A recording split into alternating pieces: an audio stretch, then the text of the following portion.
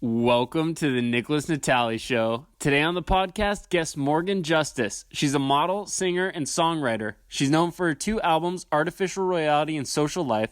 She's modeled for Teen Hearts, Amma Bikinis, and many more. This week's riddle, why can't a nose be 12 inches long? Well, tune into the end of the podcast and you can find out. Head on over to nickolasnatali.com/shop for the new Let's Get Yoked tank tops. Maybe if some of you buy these, you'll actually start training your legs for once, so do it. Leave a 5-star review and become the reviewer of the week. We're trying to get to 100 5-star reviews and fast. As always, this episode is sponsored by Little Webby LLC at littlewebby.com. Creates the best darn custom software, websites, and mobile applications. Fill out their contact form, http //littlewebby.com. Say we sent you for a free 30-minute consultation. As always, I'm the intern. You're the listener. This is Nick. Hello and welcome. This is the Nickolas Natali Show. I am your host, Nickolas Natali. Today we have the most special guest, Morgan Justus. Morgan, season's greetings. Hello, guys. It's super great talking to you guys. I'm pumped you're here. We're gonna dive right into it. Yeah. And I'm actually gonna take a shot in the dark here because I think you're wearing a sweatshirt with dancers' names on it. Is that correct? Am I right there? You are false. Oh gosh, it was so off. It's a sweatshirt, but it actually has every single designer brand on it, and it's actually not a designer jacket. It's just fun. Oh, nice. That's what we're all about. Fraudulent. Yes, one of a kind. Anyway, well, since I missed with a terrible segue, I'm going to try to get there anyway. Here's what I want to know. You danced competitively for 12 years, but you grew up in Temecula, California. How in the world do you get into dancing in Temecula, California? Well, let's see. Actually, Temecula has a dance company called TDC, Temecula Dance Company, and they actually travel with a lot of, like, the big guys. And, I mean, you're right, though. Like, Temecula is super boring and crappy, but what else is there to do but dance? Right. So the high school teams were super, super, like, really, really talented, and it was always my dream to be on it. So I can say that Temecula has some potential with dance, but me personally, growing up, I just loved ballet since I was a little girl, and I actually just stuck with it, and it became like a total passion until that passion died. Oh, well, hold on. It sounded like it didn't die, right? It sounded like you got injured or something.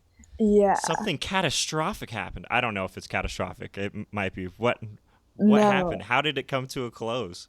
You know, it actually kind of changed my life. And, you know, I feel like in sports, everybody has injuries, but this one was just like, it was like the wake-up call that was like, Morgan, the dog days are over. Like, you gotta move on. So I was obviously dancing, and there was just this one dance move that was pretty difficult, and I was trying out for a dance team, so I wanted to use that trick because I was really good at it. So I wanted, me being me in high school, to show off a little bit, right? To, like, make the team. Yeah, you got to bring your A game. Yes, but I definitely hyperextended. I snapped my hip in half. In front of catastrophic. Yeah, like in front of everyone. It actually, like, dislocated. And then I freaked out. So I slammed my foot back to the ground and it went back in the socket so hard it fractured. So yeah, it was great. I also ripped, like, all the tendons. So I wasn't able to do any kind of dance for like 6 months, and pretty much was kicked off cheer and dance. And it became the part of my life where I was like, all right, let's find the next big thing, you know? Oh my gosh, what was the move? What was the attempt? It was actually, it's called Arabesque, but I kind of like took the Arabesque and kind of flipped it into what is called an illusion. So pretty much your leg is at a 180-degree angle, like complete straight up and down, toes Yeah. pointed, and then you kind of spin while in that.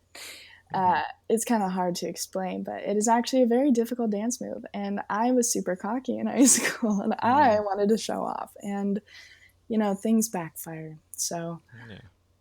yeah, But you went for it, You did. oh You yeah, can't. I guess you can't knock yourself for going for it. Like yeah. wanting to make the team is not a bad thing. You gotta get in your goodie bag with that type of stuff. And what's funny is I made the team. I really did. I actually still made the team, but I couldn't do anything. So I was like, well, I don't know if this is a good thing or a bad thing that I made the team. So it was torture. But you know what?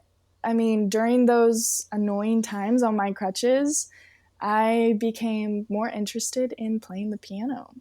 Yeah. And I mean, it just became, I don't know, like I was in such a dark time, that like dance was my dream. I wanted to go to, Juilliard, and I wanted the scholarships, and I danced 6 hours a night and point with a Russian ballet teacher. Like I was 100% focused on dance. And but that kind of like triggered my life into like straight depression. Like it just kind of like sucked. Yeah. So so what I would do was I would just sit at my piano and I would write poems, and they were weirdly, oddly depressing. So, but you know what, it became like my outlet, and I actually seriously fell in love with the art of writing music. And that was like the turning point. I was like, all right, screw dance. Yeah. This is it. Well, I think that's. I don't think it's odd that is what it came to be, because you have this thing that you're in love with, dedicating all your time to, and now you can't do it for a bit. Of course, that's devastating. But I think it's wonderful that you're able to find this outlet that turns into something great. But I do want to touch on the dark times within that, because it seems like not only was it this injury, but there were external influences as well as why things were not as hot as you wanted them to be. Yeah. Are you kind of talking about like the high school experiences that have changed me? I am. Yeah. Okay. I was actually kind of hoping we would talk about this, because I feel like my entire career, I never really touched base on this or told anybody. But the reason why I have been what I am, kind of like wanting to be something and really pushing towards it and trying to like prove to people that I did make it, kind of thing, which becomes extremely toxic. But I, in high school was given no chance into wanting to be something, like everybody kind of had this view on me in high school that I was just this bratty girl, and I didn't understand. At first it was just like catty girl drama, right? Because everybody goes through that. But then it became like social media, and my house getting vandalized, and just like death threats. And I didn't, and like literally, like if you go, like there's no center point of why people really did that. There's no main cause, and it became like popular to hate me, kind of thing. It wasn't that I did anything. It was just like the joke, of the city to be like, oh, Morgan Justus, let's, blah, blah, blah, like, oh, she's blah, blah, blah. And then it became popular to kind of bandwagon on that. So that, for anybody would kind of destroy you. And kind of, it would make you feel like, oh, maybe you are doing something wrong, or maybe it is your fault, But, it took me 3 years to realize that, what? It's not even close to me. It is 100% them. It became super physical, and, it really, like, especially when I broke my hip, there was like some times in the hallways where people thought it'd be funny to jump on my back Oh because my gosh. people Oh, didn't believe that I had truly broken my hip. They thought I was just on crutches for attention because, you don't really wear a cast with a broken hip. And people would just jump on my back. The football players would kick my crutches. And, people would record it and like put it all over social media. And it became like popular to retweet it. And, as like a high schooler with like a protective father, rightfully so, it sounds like. Yeah. yeah, my parents started losing their minds. So, yeah, I went homeschooled and I didn't really talk to literally anybody. And there's a lot of like details that I could go into, but I feel like Please hit me with the details. um well, I it's just like, okay, so when they kicked my crutches, people were recording it because they thought it would be funny, right? Right. But when my crutches went flying across the hallway, I lost my balance and I fell, and I actually like tore more stuff because it was Oh, kind of starting to heal. right. But because it hurt so bad, I decided to crawl in fetal position in a corner of the hallway. And I was crying, but I didn't want anybody to see me crying because they were all recording it. Right. And pretty much they all posted it on Twitter.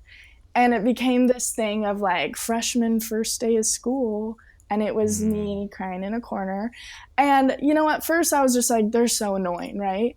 But then it went viral. No way. Dude, Oh like, my gosh. those like popular meme pages like Daddy Issues and like Yeah. Zodiac dot girls, Yeah. like Yeah. they retweeted it and they have millions of followers. Yeah. And that was just kind of like, that was just one detail that I was just like, Mom, I don't know what's going on.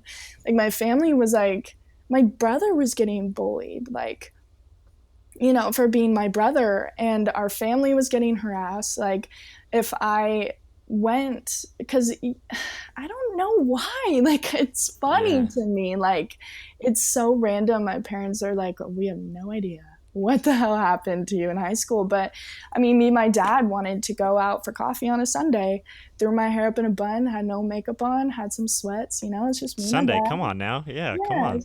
just me and my dad on like, a little coffee date, like go out and get stuff. And this old woman comes up to us and she's like, hey, I just want to let you know that there's a group of girls and their moms taking pictures of your daughter. And my dad was like, are you kidding? Like, this doesn't stop. Like, it's crazy. Yeah. Like, my dad saw it for himself that I literally didn't do anything. I didn't even notice those girls were there and they were still taking photos of me. And Yeah. so my dad was like, oh, should I say something? I was like, Dad, literally, like, I've learned, like, just walk away. Like, don't even say anything because that's what they want. If you just act like it doesn't bother you, they get pissed. Like, it pisses them Yeah. off and you win. So we walked away. We got in the car and I was just like, my feelings were hurt, obviously. But then I get like 7 messages from like a bunch of girls. And they're like, is this you? Like, oh no, did you see what she posted? Like, all this stuff. And see, that's what I mean by catty girl drama. I feel like that's pretty popular with high schoolers, but it became the entire Everything. city Yeah. because it was funny. Or people would ask to take pictures with me at the mall, be like, oh my God, can I take a picture with you? Like, Morgan Justus, and turns out they were joking and mocking my name. Yeah. So pretty much my name became like a joke. Like, Morgan Justus was like popular to say at parties because everybody could just chime in on things like random stuff. Yeah. So yeah, that became really hard, but you know what? That really jump started my music career completely. So And you started diving into how those things made you feel into your lyrics and your type of music that you started creating. oh yeah. But Like I want to know more about how you respond Like, because you stayed in high school until what grade? When did you start homeschooling? Uh, Junior year. So you I stuck in there for 3 years. I want to know Yeah. how the responses were for 3 years of that. You That's know what? that's a lot. Yeah, and it was a lot, and it definitely took a toll on me and my mental health. But it became actually, it kind of started to die down around sophomore year. It's freshman year. All the seniors are bullying the freshmen, obviously, but they posted my face on Twitter and was like, biggest thought of 2018. Oh And man. I mean, you just get out of middle school, like I don't even know what men are. I don't Yeah. even never even held a hand. Like my parents were Yeah. strict. Like there's no way that anything they like it wasn't true. That's why I was like, what? So it was kind of like my face was on like the high school page as the main bad like freshman. So the Yeah. second I walked into that school, everybody had a view on me, you know what I mean? So freshman year was definitely the hardest I've ever gone through. Uh, Yeah. but, around sophomore year, it just started to become like they would just throw gum in my hair. It's Oh like, my gosh. no, like, yeah, like, I mean, a girl dumped her pretzels in my backpack. They just threw stuff at me in class, and boys would make like dirty jokes that made me like super uncomfortable. So it became less like social media like hate and more just Yeah. like annoying. Pester bowling. Yeah. And then around like the end of sophomore, early junior year, it became like everyone left me alone. But I mean everybody. Like I had zero friends. And it's just it's like, oh, we're all grown up. We don't have to bully her anymore. And then I just fall off the face of the earth. Like Yeah. it just, that will definitely ruin a girl. Um, but you know, I'm like really, really glad it happened. As weird as that is. Really? Yeah. And like my friends now, whenever I tell them what happened, they're like, "How are you so like confident?" Like, Hmm. you know what? Like I'm honestly really glad it happened because I realized that people suck. And there was something that they saw that I didn't. They saw something in me that was different from other people. And Hmm. most people would, take that negatively, like, oh, I'm getting bullied, no, all this stuff. But I was like, they're targeting me, but they're targeting me for a reason. And it's up to Hmm. me to figure out why. Like, Yeah. clearly they are threatened.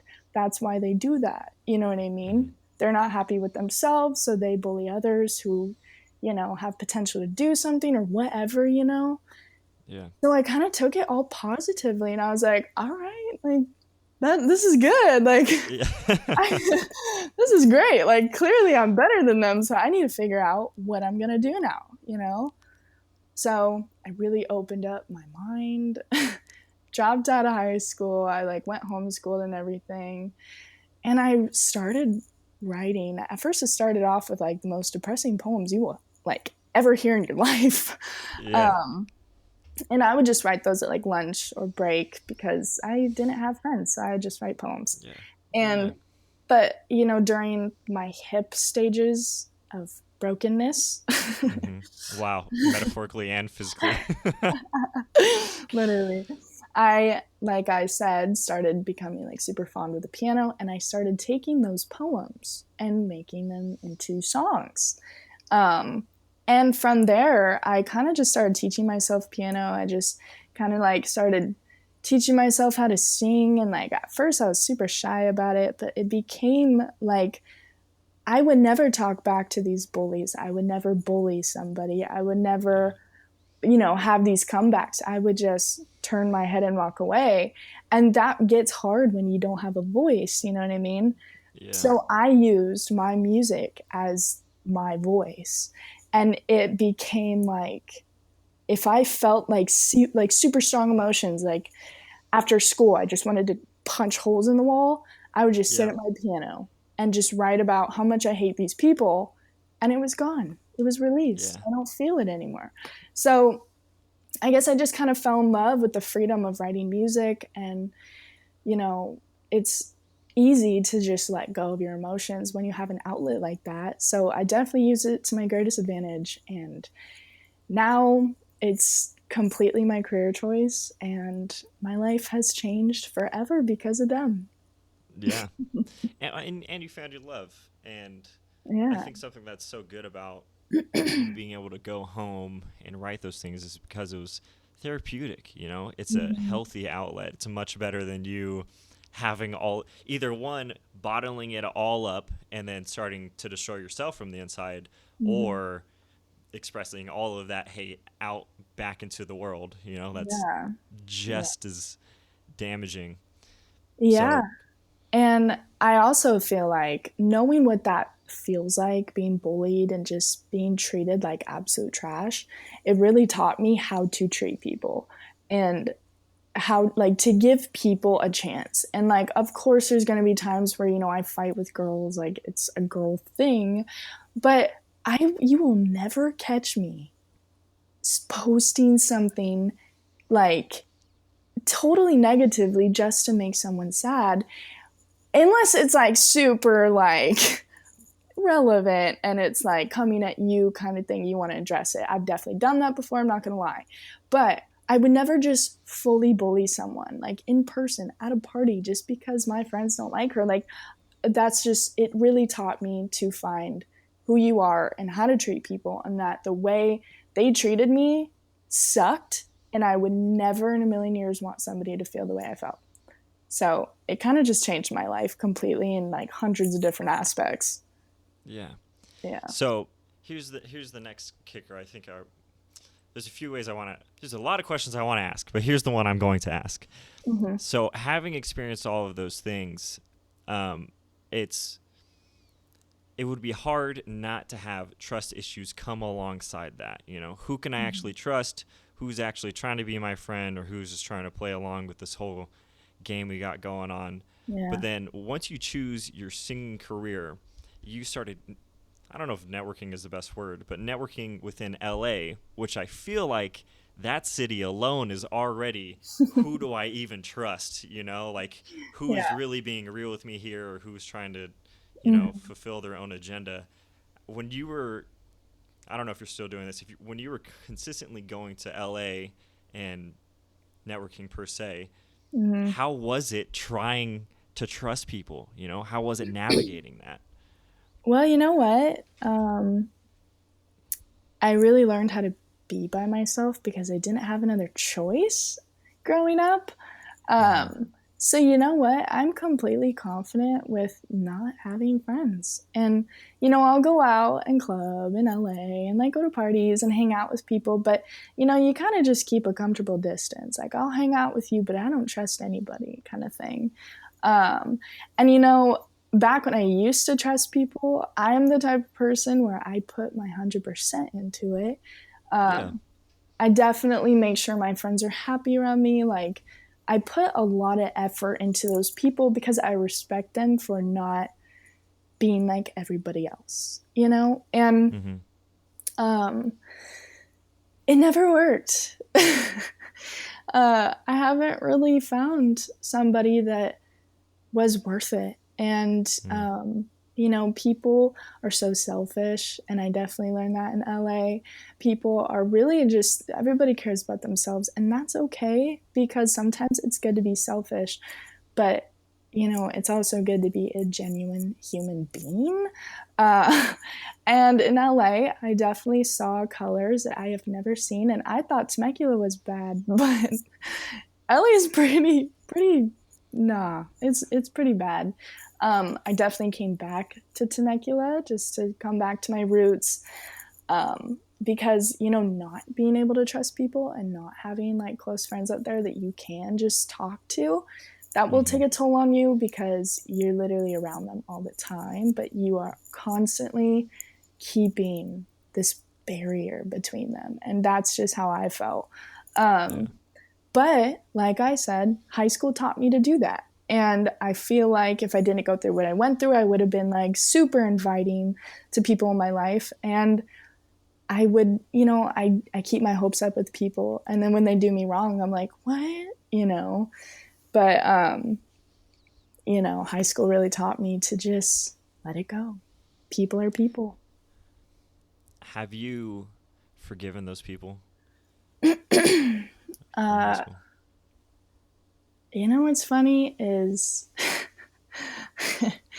a lot of them have come around and DM'd me, and they're like, super proud of you. Like, I always knew you'd go so far. Like, and you know what? I think it's nice, and I'm not going to be mean. I always say thank you, but it's always in the back of my head what happened. But I don't really hold grudges. You know what I mean? So, like, I still go to Temecula parties and see those people. They definitely treat me differently, but I see that, it's very obvious that they're treating me differently for a reason, and they want to be my best friend, and but I, like, what do you do? I just kind of roll with it. Again, I keep a distance. I'll hang out with you, but I don't trust any of you, and that's just how it has to be. And I guess I've forgiven some of them. I'm actually friends with a few that were completely awful to me. Like, acquaintances, like, we'll text, I guess, but that's just how it is, whatever.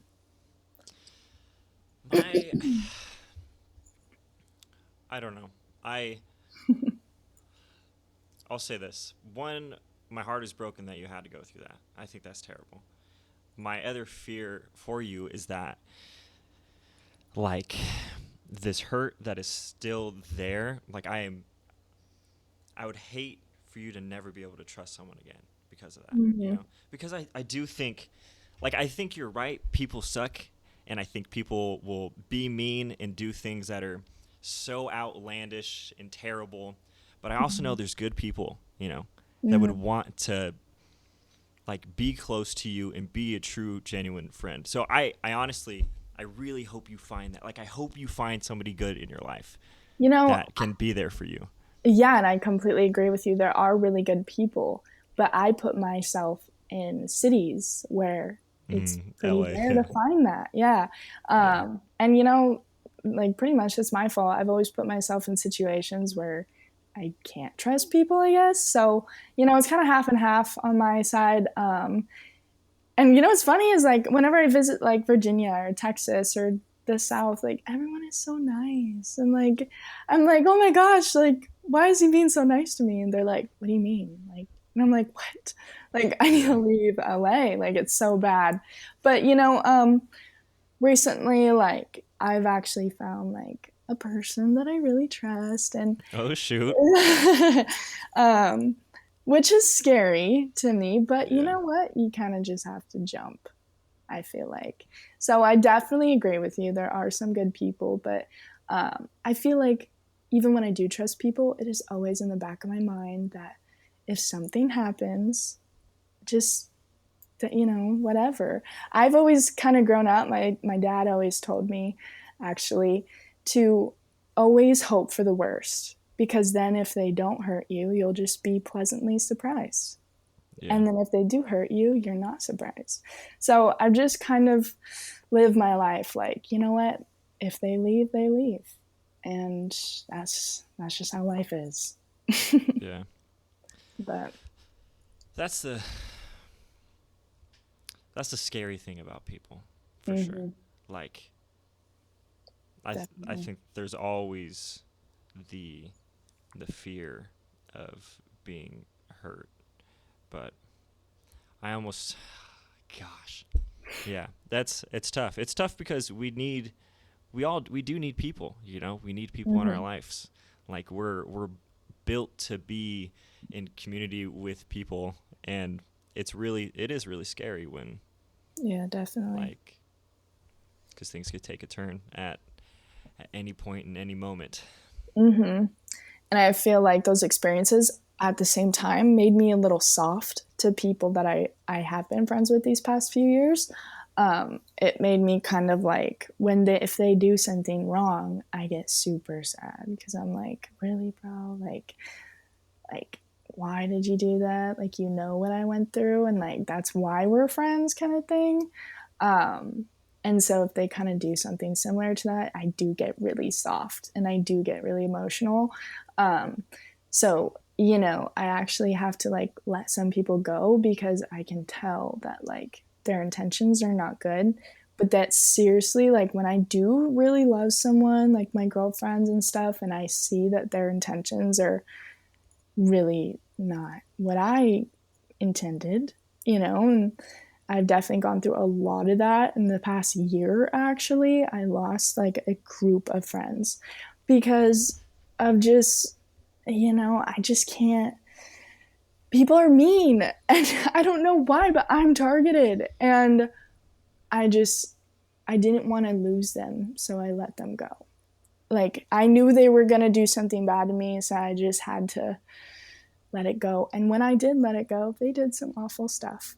So, literally, I kind of feel like my gut is literally Albert Einstein. Like, that thing knows everything. I swear to God. So, I mean, I trust my gut completely. I live by her. Instincts. Yeah, she's great. So how are you picking and choosing your friends? You know, Um, what are characteristics you look for when you're trying to make some friends? I guess just real. Just be freaking real, dude. Like, you know, it's not all about, I don't know, actually. It's just like, I feel like I can, you know, you get people's vibes, you know? And like, I don't want to sound weird, but like, I really catch people's vibes. And if I'm like meeting somebody, it's always based off the first questions they ask. You know what I mean? There's some people that don't ask questions at all, and they're just really cool and nice, and they want to just go hang out. And those are the people where I'm like, all right, you're cool. But there's sometimes you go to parties and there's questions left and right for me and my friend, like, oh my gosh, don't you know this person? Oh my gosh, didn't you do that? No, no, no, no, no, no, no. Are you blah, blah, blah? Like, oh my God, don't you make music? Like, it becomes like, those are the people where you kind of have to watch out for because their intentions are, you know, I don't know. I just had experience with people who do that stuff. And I've also let them in. And, you know, it's all about right off the bat, they wanted to know about the cool things about my career. So then our whole friendship became how could they benefit off that career? You know what I mean? So, I don't know. I really just catch people's vibes really well. Like, and if I do really vibe with someone and they're just normal, you know, just normal human outside of LA, then yeah, like I'm totally fine. Like I actually hang out with a lot of people and I'm actually very social, which, you know, for a girl that went through a lot, I am the social butterfly, let me tell you. I love parties. I love parties. And I'm very outgoing. Like usually I'm the loud one, kind of like super happy to meet girls and stuff. But then when the party's over, it's like boom, back to okay, like yeah, just slingshot back into like, all right, we're going to bed, and I have no friends, and we're good. We're okay about that. You know what I mean? So I don't know. I'm all over the place, but I definitely feel like there's good people, and you know, when you meet somebody, you just know. You just know. It's like a boyfriend. You just know. You know. I mean, I've never really been able to know correctly. You know something's going on here. Yeah, but you know when you first meet them, you're like, I like this person. So I feel like I just base it off that. I'll take that. Mm-hmm. I'll take it. Okay. Here's the next question for you. All right. When you're in LA all the time, did you get wrapped up in that lifestyle at all? Because here's why I'm asking. Let me say why I'm asking first, and then you can give me some of the details. You have this post on your Instagram that I found fascinating, and it was about how your family had a conversation with you about how you were acting or how you're portraying yourself in a way, and I'm really curious on how they approached that conversation and how you received it. But I also feel like I need some details on like who you were at that time. Does that make sense? Are we on the same page? Am I asking? Okay, okay. And you're not the first person to actually ask me these questions. Oh, what? Someone beat me to these questions? Are you kidding me? Let me look at this list real quick and find some bangers. No, I mean like people at parties. Like people have Oh. asked this question. Like people who have known me before I moved to LA. Because before I moved to LA, I was super big on my friends, my family, my dogs, and my music, and the beach. Yeah. And I lived in Newport, and I was a happy-go-lucky little thing, little ray of sunshine. And I actually was like super, super content with myself. Like I lived on my own in Newport after I dropped out of high school. Yeah, because we'll get into that, but but because of music. And it was just going really well. And then once I sold my apartment, I went back home to be closer to my family, and then boom, left and went to LA, really far from my family. So as you know, I went through a lot of breakups before LA, and you know what? Me and my best friend, I had this best friend who, we should not have been friends because we are ride or dies. And it's like, I'm like, bitch, are we going to LA? She's like, bitch, we're moving to LA. And I'm like, oh no. So we left everything. We left every single person we knew back at home, and we just left and got away. And we're like, we're going to change our lives. Yeah. And at the time it was like, oh, hell yeah. Like, this is great. You know, like we just hopped up in my little Jetta and we drove up the 5, like with like a crap ton of clothes and no money. So we were just... Oh, the LA dream right there. That's, yeah. That's right. Oh yeah, my money no was... money, all ambition. Yeah, but you know what? LA is money, so we were like, this is perfect. Yeah. So yeah, we got to LA and we were just staying with some friends in her like little apartment. It was super chill, you know. We would just like go out sometimes, like go clubbing with like people, and we were kind of new to the nightlife, and we were like, oh my god, it's so cool, you know, because like we would get in and we're underage, so we were like, what is this world? Like LA is like a different universe.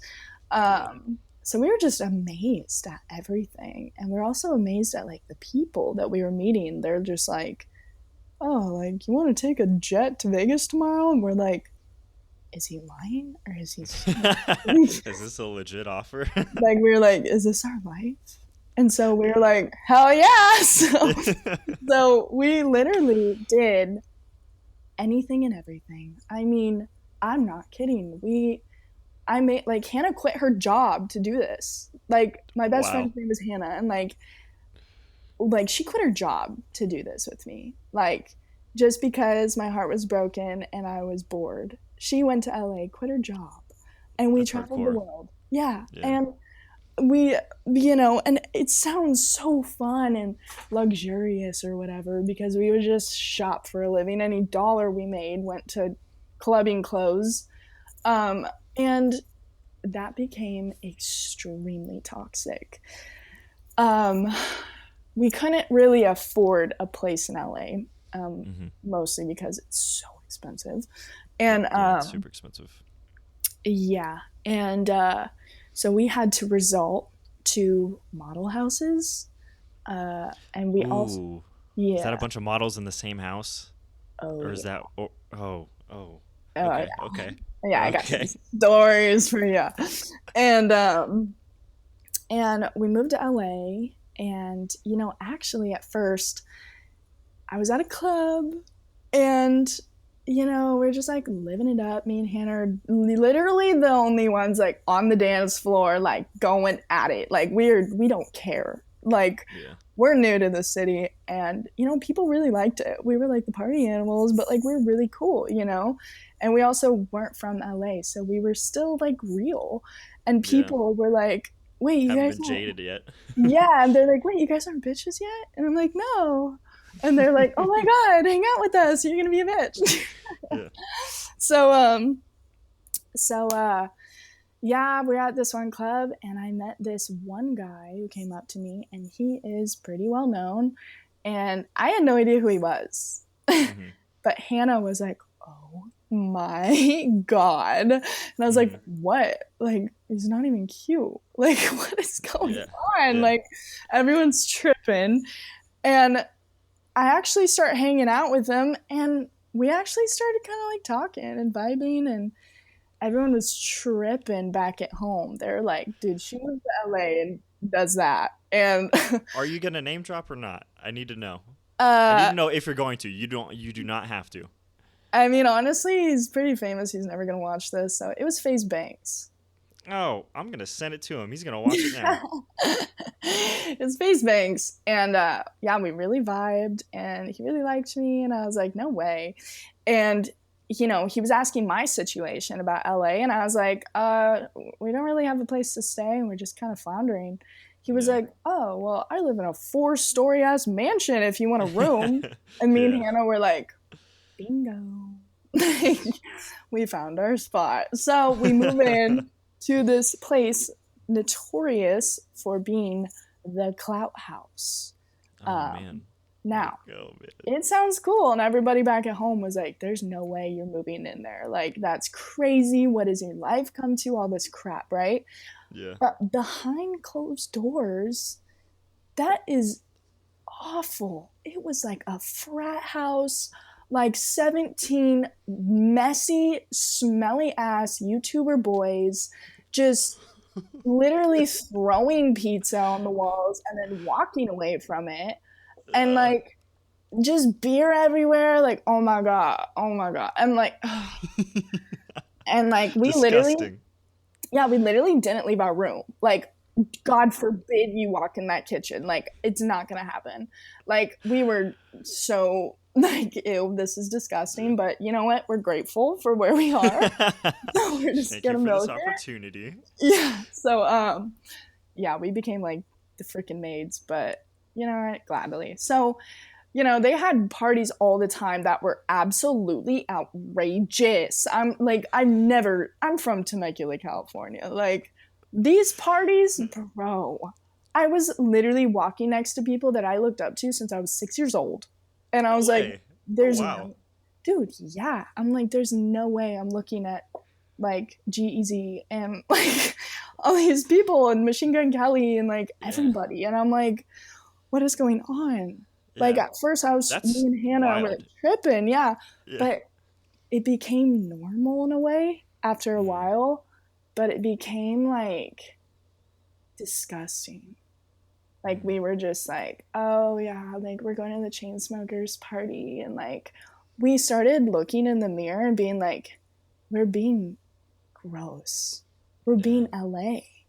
And oh god, it's so bad. And so after the Clout House, me and Banks, you know, kind of started drifting. So I was like, this is kind of weird. Like, I think it's our time to go. I know we'll be homeless, but I mean, I just don't want to like. It feels like the right time. Yeah, I just don't want to like overstep my boundary, kind of thing.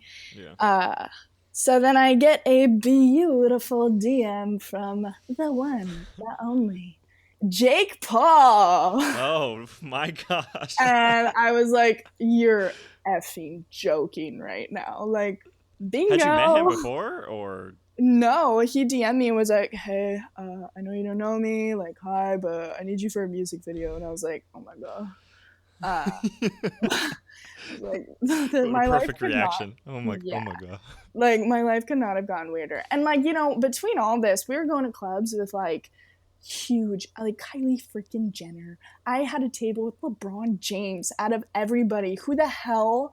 I'm like this little white girl with LeBron James, like just taking shots. Like, I'm like, oh man, what is going on? And then I'll like call my mom and tell her, and she's like, Morgan, this sounds like a movie. And I'm like, Mom, I'm gonna die, and it's lit.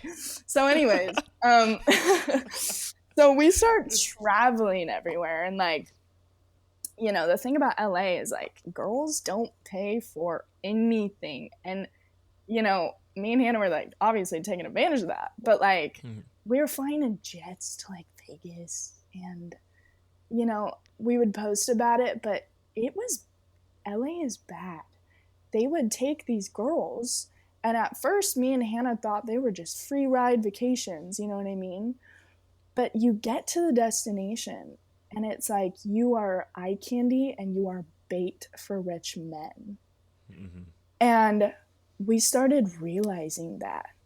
And me and Hannah are not like that at all. Yeah. And we started realizing that it became like that was LA. That's what the promoter trips were, was they fly us to Mexico. We went to freaking Acapulco. Like, wow. We're going to die.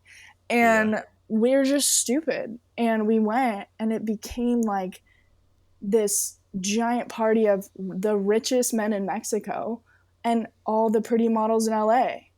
And me and Hannah were like, oh my God, like we're trapped.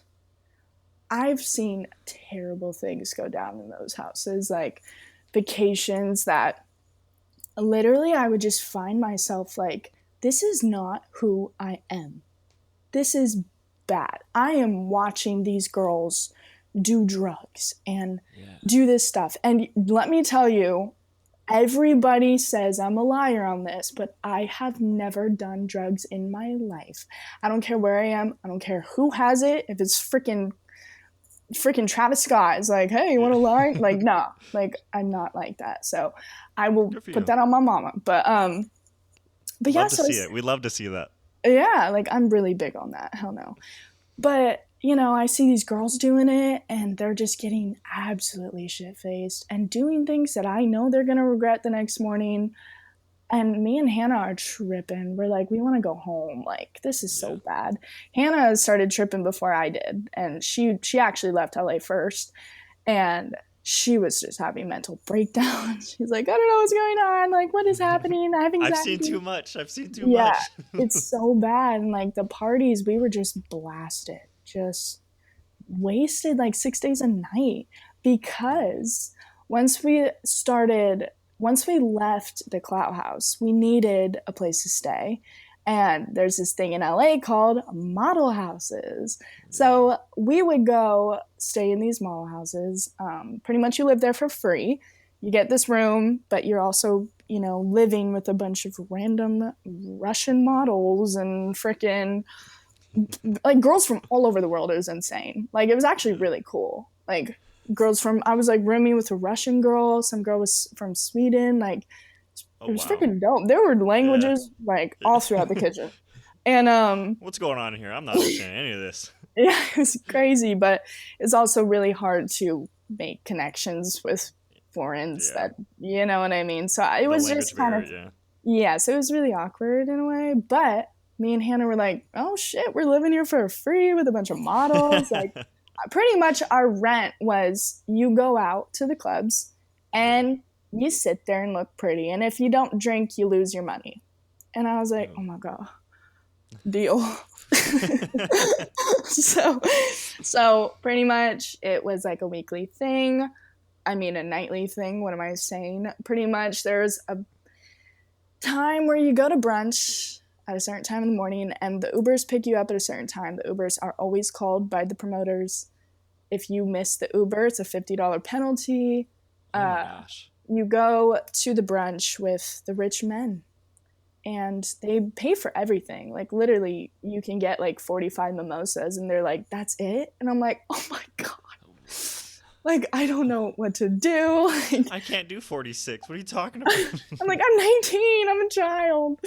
And so then after brunch, they Uber you back home. You have like this 5-hour like kind of free time. You can either sleep probably, because you don't in LA, or if you're like the other models, you just do a shit ton of blow. And oh my gosh, it was disgusting. Like, I can't be around that.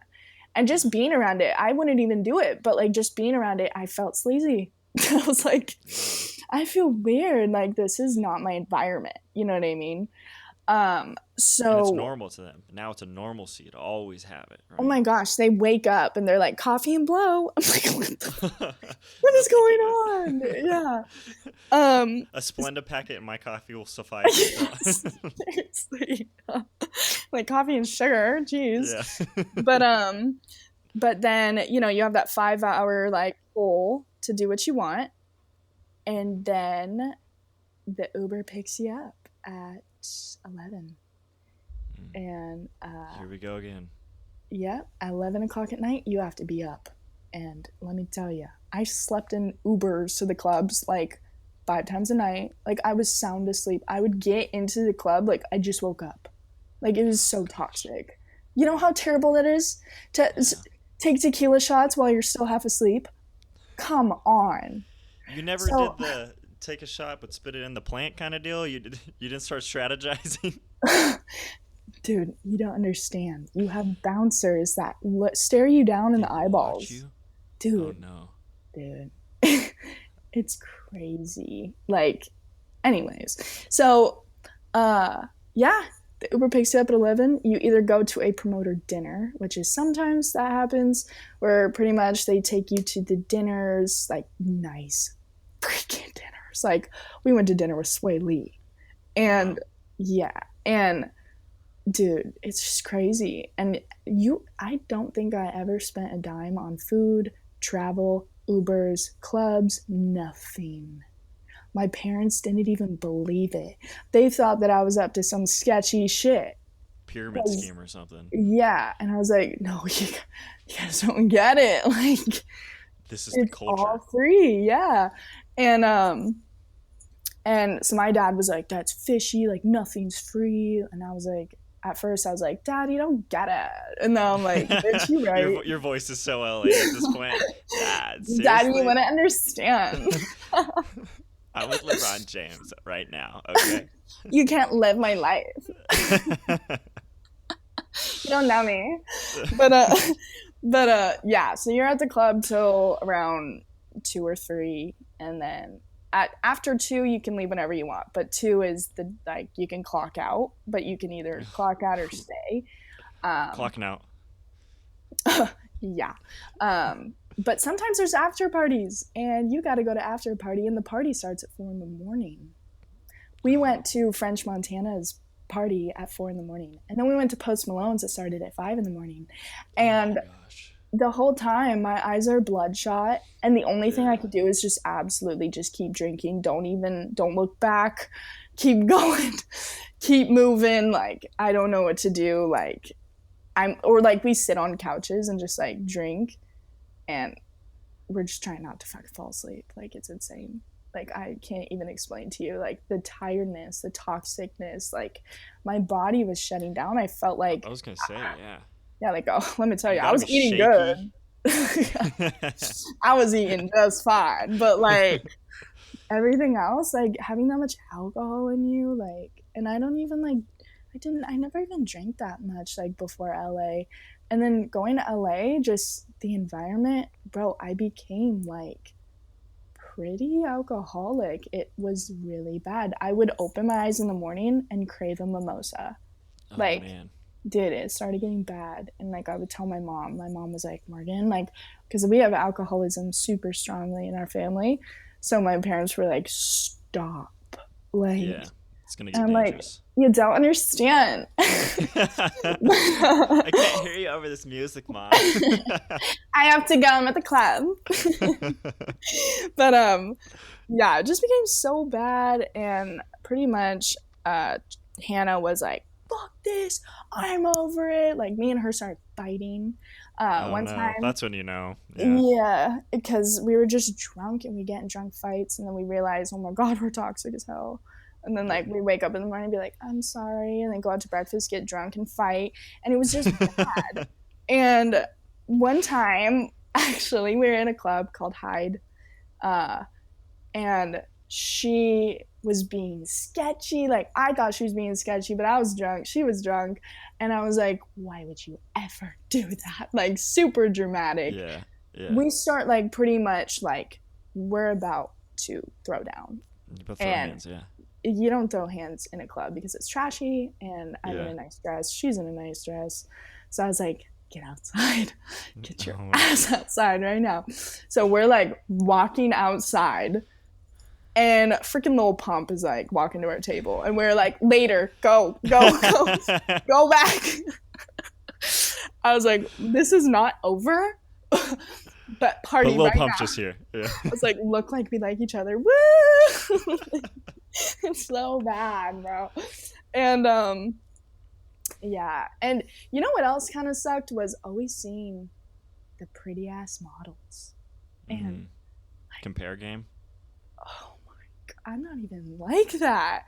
But I mean, you walk by Madison Beer and you're like, holy shit. I need a surgeon. Like, she is beautiful. Kylie Jenner, absolutely beautiful. Like, these models, like Sophia Richie, like, oh my god, I want to die. Like, you just stare at them and just like, okay, first of all, they're real. They're right in front of me. I used to love them when I was like in middle school. Yeah. Like Hailey Bieber, like I'm just like blown away at how pretty these girls are. But it becomes like people like that's every girl in LA is so freaking pretty, and so you're constantly looking at these models and you're looking at the Ignite girls and the bikinis, and you're constantly up to date on what's going on to where it starts debilitating your confidence. Like you're like, oh my god, I need a boob job. Oh my god, like what do I do? That's why every Brazilian girl butt lift. Exactly, that's why every girl in LA looks like that, because that's the culture, bro. Like that's seriously it. I almost got brainwashed into that, and I had to just take a step back and be like, who gives a shit how big your boobs are, bro? Like this is LA. I can't believe I'm thinking about that. Like, but at the time I was like, oh my god, because I started like kind of getting acquainted with Ignite, which is Dan Bilzerian's brand, if you know what that is. Yeah. And you know, And they it seems like he would be the most LA as it gets. I feel like that is the LA culture, just his whole brand. You have no idea. Well, let me in. That was like the end of after I go to those parties. I was like, honestly, I don't even care about LA anymore. That was disgusting. Like, so pretty much the first time I went there, I went and like hung out with like the Team 10 members, which was like Jake Paul's like house friends, you know, that he lives with. Yeah. And Jake really liked me, but he was in China at the time, so I was kind of being watched by Team 10, and I wanted to die. But it was just like you walk in and like Jay Alvarez is there, Tyga is there, like just chilling with us, like just like what? Like the whole cast from 13 Reasons Why. I'm like, how do you know these hoes? Like, like I'm like literally at the same party with these bitches, and like I don't understand why I'm worthy enough to be hitting Tyga's joint. Like, and I don't even smoke, but like I had to. That's the only thing I'll do, by the way. But and so then dude, my grandparents hate me for this, but one time at the Ignite party, I was like at the bar and I was like ordering a drink, and God, what's his name, bro? This old man walks up to me and he's like, hi. And I was like, no. No, thank you. Yeah. And I was just like, oh, you hear that? I think it's my friends. I gotta go, blah, blah, blah. Turns out it was holy crap. It was the guy who made the Teslas. Elon Musk. Yep. No way. Because I walk away and one of my promoters comes up to me and he was like, what the fuck did he just say to you? And I was like, what do you mean? Oh, that guy? I was like, ew, I don't know. He's like trying to start a conversation. Like he's old. And they were literally like 8 guys came up to me and they were like, you're freaking joking. Did you get a Tesla? I was like, what? Tesla on the spot. I'm like, what kind of girl do you take me for? They're like, that was Elon Musk. I was like, who's that? Like, I'm not even kidding. That it was a dumb moment. I could have milked the shit out of that one. And I would have came home in like 5 fucking exes, like, woo! But yeah, I definitely blew that opportunity to just be nice to him. But I told my grandparents, because my grandparents have Teslas, and they were like, you're stupid. Yeah. They're like, you were not raised right. Are you kidding me? Do you know anything about this? Like, so We need mad to at me. educate you on Elon. Come on. Yeah, Elon like Musk. insane. So yeah, I mean, those are insane parties, especially when like the Ignite people liked me and Dan actually invited me on a trip to Thailand, but I just like feel like that's so trashy. I don't mean to shade the girls that do go because, they're making bank, but like go you, but like for me personally and like I just want to do music. Like I'm not trying to Yeah. like travel with like this old man who like you can't really go on trips with unless you hook up with them. Like Yeah. Yeah. and pretty much when I declined the offer, his bouncers like didn't really invite me to the next party. And I'm like, y'all suck.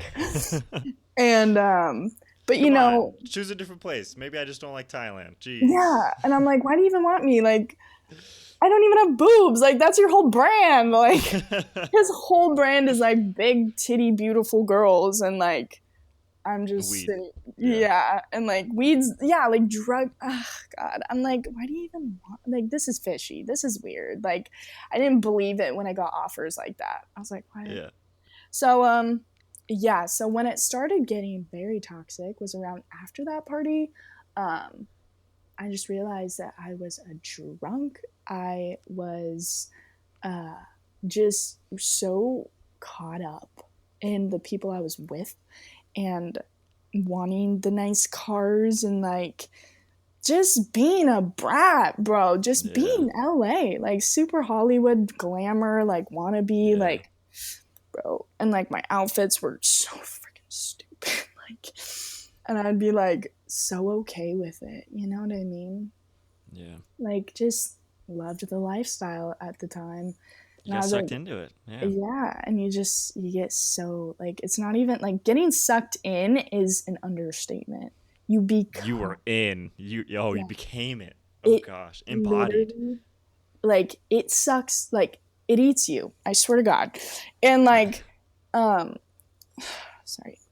So, yeah. So, after that, like, all those parties and stuff, um, Hannah left. She went back to San Diego and Yeah.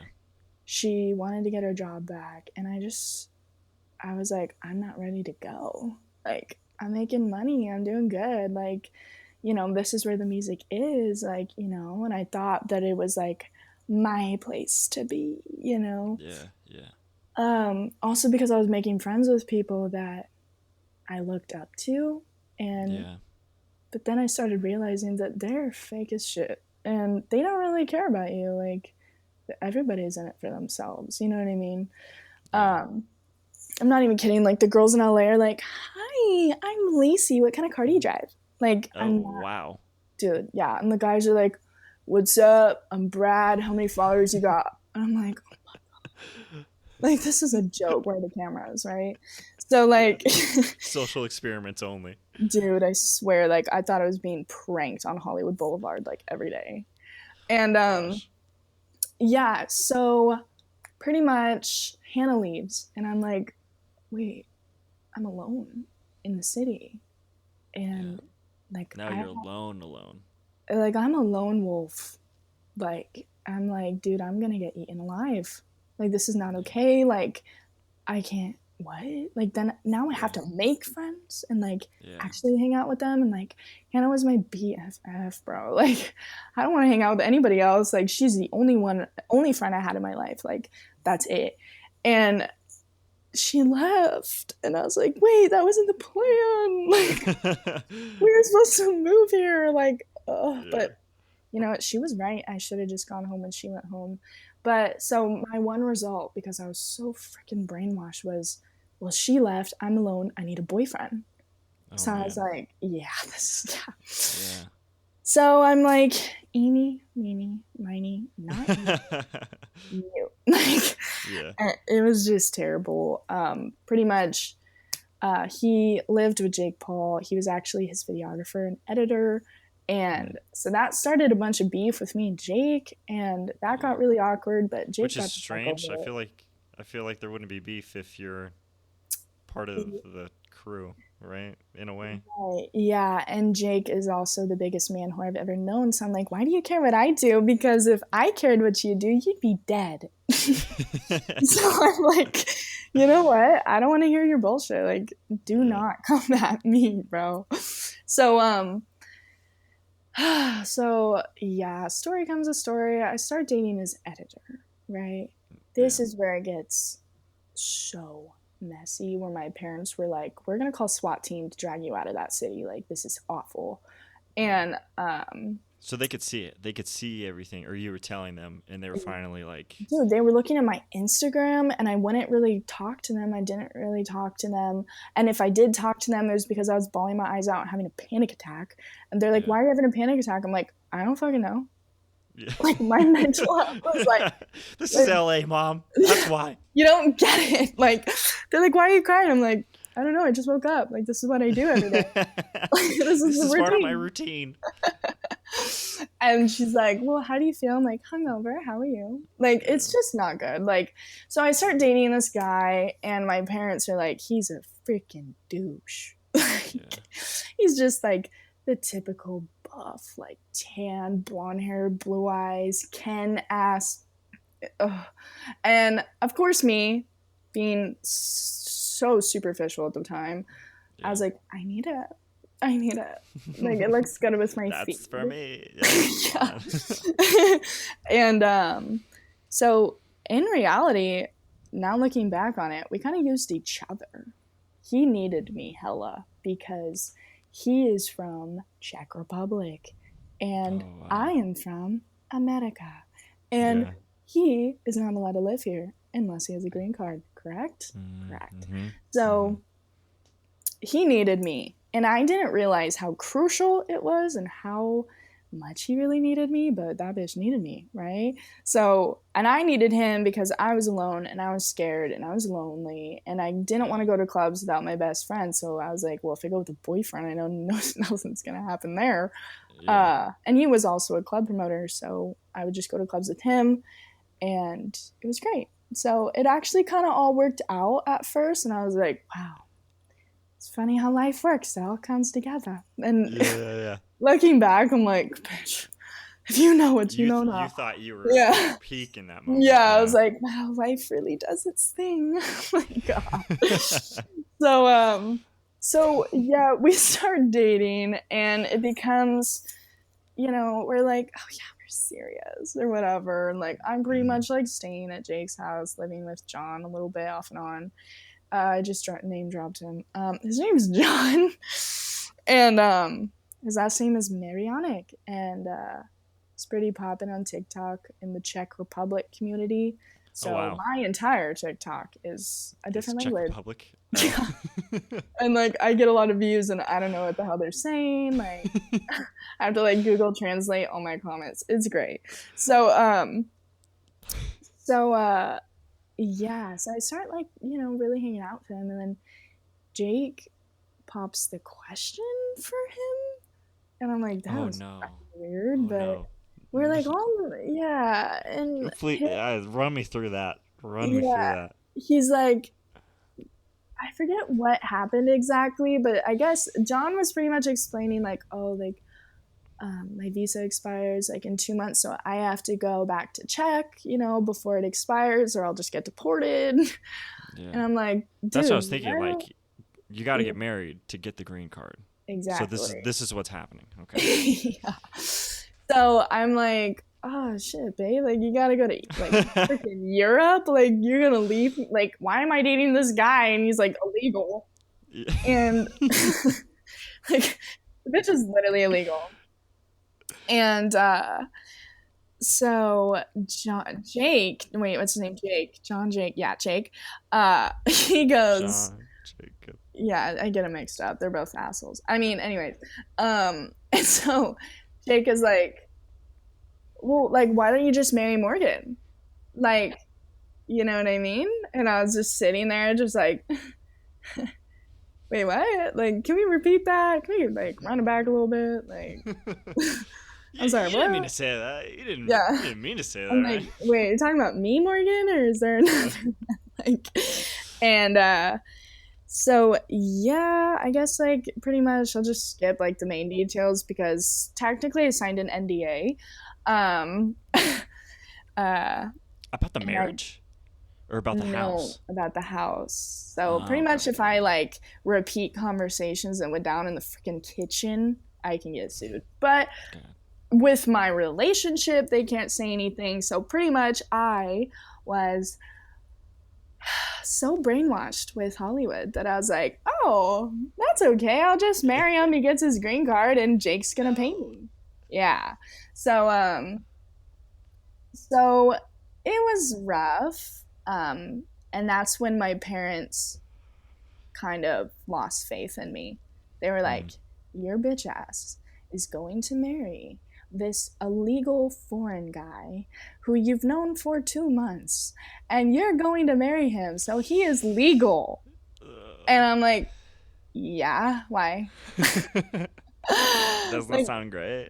yeah, I'm like, I'm getting paid for it. Like, it's only 5 years. My parents are like, you're stupid. So,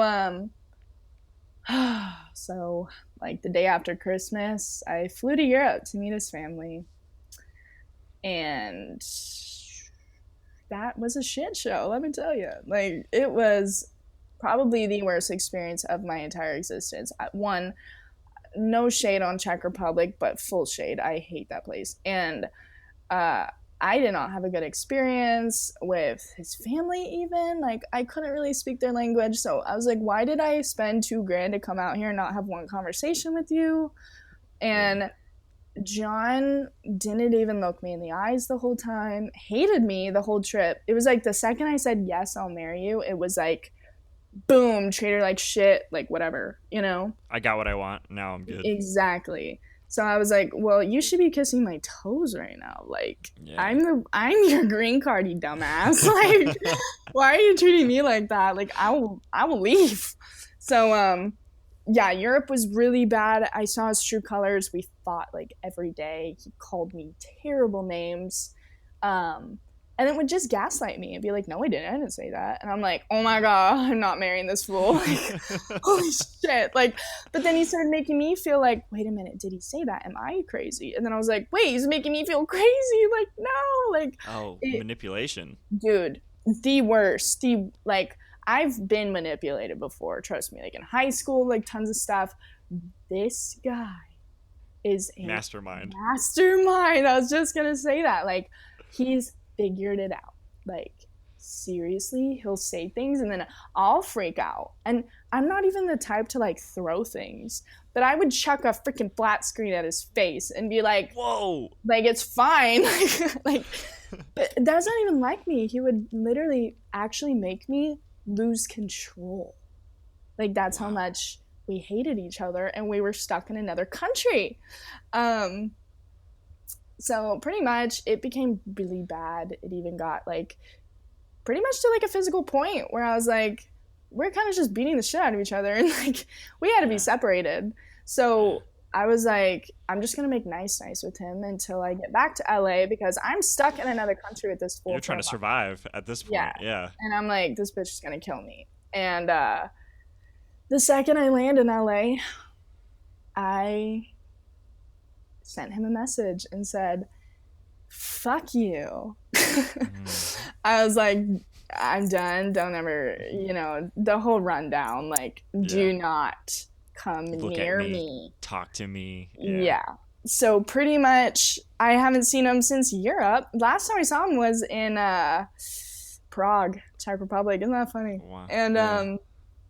and after that trip, I had such a mental breakdown that I left LA. I moved home. I was like, nah, like I had my parents pick me up from LAX. My parents were tripping because I would call them like throughout like Europe Yeah. and like be bawling my eyes out in an alley and be like, I don't know where John is. He left me. Like, he took my money, he took my phone, like, or something, like some stupid thing. You would just leave me in another country in an alley and think it's like, whatever, I'll come Okay, pick or her up in safe. hours. No, like, he wanted to scare me. Like, and I was like, okay, it's working. Like, Yeah. come pick me up now. Like, it was bad. It was so, like, just an abusive relationship. I've never been in something that bad.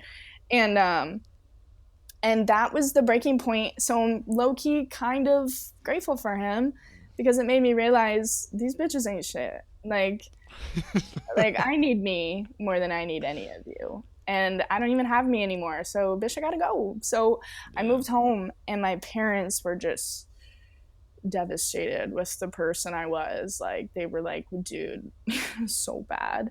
And I started doing things that were completely against my morals, something that I never ever could have imagined that like me from 2 years ago would ever, like if somebody told me I'd be doing that stuff, I'd be like, you're on crack, you know what I mean? Yeah. Which is pretty confidential, but a lot of people know what it is, and it's something extremely popular in LA. And I got into it. It was pretty much just like the sugar daddy thing, and like just being that girl, and it was just rough, and it's just not like me at all. And then I was like, dude, why is this happening? How did I get here? Yeah. And Hannah, my best friend, was like, bitch, move home. Like, it's so much better. Like, I'm back to me. Like, you need your family, like all this stuff. So I was like, all right, fine. And that's because she was there to be your voice of reason, like, yeah. Because like you have this big moment of like, I got to get out of here. I'm just getting out of this relationship. I'm having this epiphany of this isn't what I want to be, but you're still in that culture, so it's hard to get out. And so I'm also like still in that mindset, Exactly. Like, moving back to Temecula, I was still like, I don't know, like I have to look good all the time. Like I would go out with like another friend of mine named Hannah, and I would drink, and I didn't stop. It was just bad, and I didn't even know who I was. It was habitual. Yeah, it was a really bad habit, and it wouldn't go away for a while until I completely went sober, rekindled things with old friends, and I just stayed home and I cuddled with my dogs. And then you know what? The world decided to break out into a pandemic, and I was stuck with my family. And I had to seriously come back to my roots. I didn't leave the house. There was no alcohol. I had to be friends with my little brother. Like, it was rough. Nathan. Yeah, it was rough. So I was like, but it changed me. It really did. And I don't even think about LA anymore. And when I do think about it, I cringe at the person I was. Yeah. And I recently just got back with my boyfriend who I was with before I moved to LA. And pretty much, like, he even said, like, I pretty much just, like, watched you through Instagram and stuff. And, like, everybody thought I was living the life that I've always wanted to live, just, like, the luxury, the cars, the people, the artists. The travel, Yeah, just the money, just, like, everything. And I see that because I wanted you guys to think that. Yeah. I was so adamant about people knowing that, oh, look at me on Instagram, I'm happy, I'm this, I'm that, like, but little do they know that I was just I was withering away. Yeah. And but life has come around, and I have seriously never been so happy, I think, because I went through one of my worst lows that I'm like, well, now that I know what shithole is, now I can, like, I'm doing all right. Yeah, like, well, now that I know what, like, absolute hell is, now I can, like, figure out what makes me truly happy. And now I know, like, what it feels like to be super happy. And and pretty much my situation right now is, like, extremely, like, I love it. It's so good. I moved to San Diego with that boyfriend I was with before I moved to LA. So, he's kind of, like, helping me regain my roots and the person I was. And, I've cut so many things out of my life now that, weren't making me a better person. And I think just, that high school drama and LA have really impacted my life in so many ways that now I look at anything bad that happens to me in a positive direction. I'm like, you know what? this is good. This is what life wants I can me work to with do. this. All right. Yeah. I'm like, oh, he cheated on me. That means next time, like, I don't really look at things negatively, you know? Yeah. So I think I learned a lot, and I'm pretty proud of myself for, like, overcoming it. Because, I mean, Having there's a some comeback, girls, yeah. there's some girls in LA who are, like, just so in deep. They're never going to leave. They're never, Yeah, they never like, make that's it who they out. are now, you know? It's just sad. But, yeah, that's how I feel. What would you say your new foundation is? Like, Like like, you, being in this culture of, I have to look this way, I have to be with these people, I have to do these things, and that's um, almost like your person is made up of these things that you have to do or be. right. Now you're in a whole new environment. Like, who is Morgan? You know, like what are the Yeah. things you're building yourself off of? Well, as crazy as it sounds, because I think it's freaking crazy, it sounds batshit crazy, but like I feel like the person on my Instagram is a character. Like that Persona. yeah. Like I make her look like Barbie and a perfect world and all that stuff. But like the people that know me are like, bitch, that's not you. Like no, I'm not even kidding. Like I look like shit most of the time. Like I don't do my makeup like that. Like I don't even dress up. I wear sweats. Like I don't get out of bed. I don't work out. Are you kidding? Like I don't do anything. I just sit at my piano and just get fat and sassy. Yeah, And fat and sassy. and that's just my life. And so I feel like my new foundation now is to cut the bullshit. And I stopped the pink sparkly dresses. Oh, you And did? For yeah, good. I'm trying to just kind of veer out from that. I mean, don't get me wrong, I still have this crazy weird obsession with the color pink, but Yeah. I'm just trying to be more, humane and not so like fake. Like my wigs and my eyelashes and it's my fake tans, like it's just so much, and like Yeah. it's A lot also of really upkeep. expensive, so I'm like I'm chill, I'm good. Yeah. So I guess my new foundation now is just like cut the bullshit, like post what you want, like you don't have to wear makeup on your Instagram, like just be with your girlfriends at the beach or something, like it doesn't have to be so serious, like just.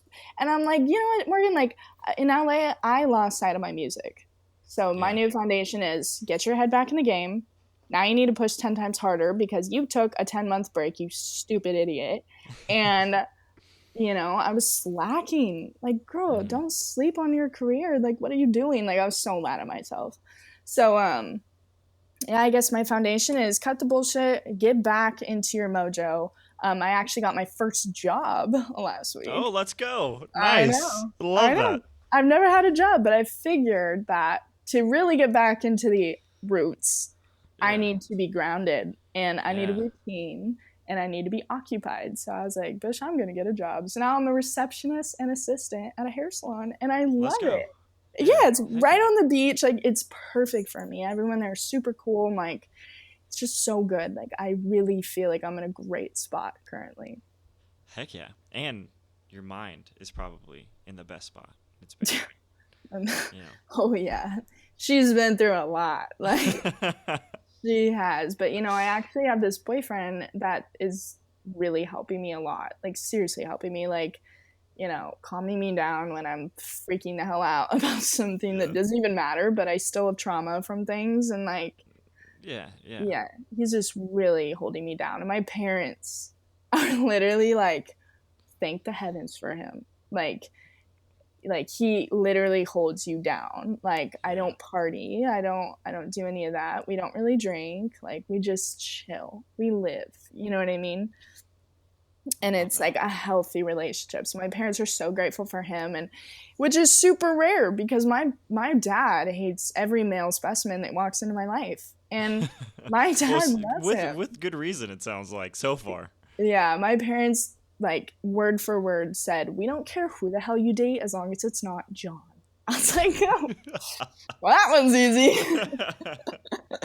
Never going back there. No worries. Yeah, so they're super, super grateful for him, and so am I. He's just really holding me down, and I'm like super happy. And I haven't really felt like that in like 3 years, whole years. Like that's, and I'm still a freaking child. Like I just Plenty turned of time. 20, and like I feel like I'm way too young to be going through that and feeling those emotions. Like I should be in college and just being a normal girl. Like not just like this party animal. Like chill out, girl. Like you're 20 now. Like you just turned 20. Like you're still a baby. Like my parents think I'm crazy, but whatever. You have plenty of time. Is college in the No. Yeah. That's what I thought. I thought you were focusing on your music. Yeah, no. Even if I wanted to go to college, like I would get kicked out or something. Like school is not my forte. Not your jam. Yeah. I suck. Like I work as a receptionist and I work at the like, you know, I like ring people up and stuff. I swear to God, like there's numbers involved and I'm like, oh my God, okay, so this, carry the one, like I'm like so stupid. Like it takes me forever to figure out like totals. But yeah, college is not in the picture. I'm focusing in on me, myself, and my music. The 3 That's M's. the way it should be. Yeah, that's the way it should be. All right. Morgan, we're approaching the final question of this podcast. Alrighty. Are you ready? You made it. You made it through. I did. You did it. And the final question is, if this is still true, do you still want to be a household name? That's not the final question. That's the pre-question to the final question. Hell yeah. Okay. But I would want to be a household name for a good cause and a good reason. Yeah, so that's the question. What do you want to be remembered for?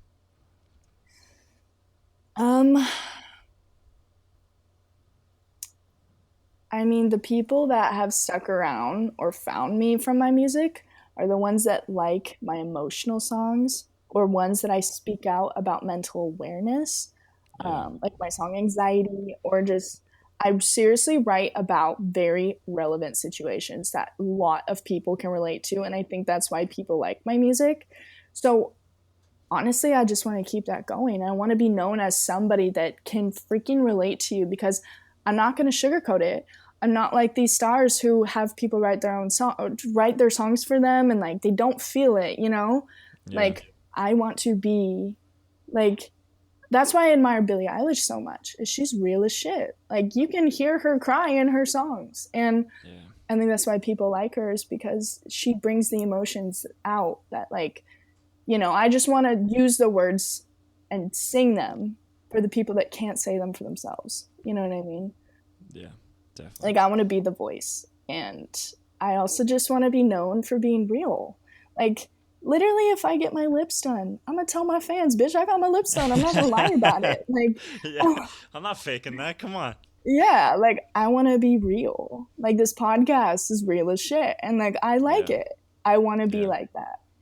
So I guess just being a human being. Truthfully, more than like looked at as like a star, plastic star kind of thing, you know? Yeah. So love it. That's it. I'm going to say this. You're listening to your songs. Your lyrics are incredibly vulnerable and transparent. So your desire to be real, I want you to know, in your songs thus far, I've listened to all of them, I have yet to find something that is sugar-coated. So keep doing that. You're doing great. Thank you so much. How can we support you? Where can we find you on the internet? My Instagram is pretty much my biggest platform right now. It is the Morgan Justus. Justus is spelled just us. And that's pretty much it. I'll be starting YouTube, which will probably just be under Morgan Justus. And all my music is on every platform under Morgan Justus. So, that's pretty much it. That's Sweet. it. Love it. It's all going to be in the show notes. Listen to the songs. Follow her on Instagram. Do all that good stuff. Morgan, thank you so much for being on the show. This was so much fun. Thank you so much for having me. This was great. Okay, bye. All right, bye. Bye. That was the podcast. Next week, John Finn and Alan Long talking about the civil rights movement occurring across America. Uploads are Friday at 6 a.m. That's really early, so I'm probably going to sleep in and listen to it later. But the real reason everyone stayed around, why can't a nose be 12 inches? Because then it'd be a foot. Oh! We will see you guys next week. In the show notes, Nick said that I could talk about whatever I want right now, so I hope you're still listening. This man is a legend. You know, he lives out of his car. He has his own podcast. He works a normal 9-to-5 job. He's got all these other things that he's doing. The man's an animal. So keep listening to the podcast, share with your friends, and we appreciate you guys.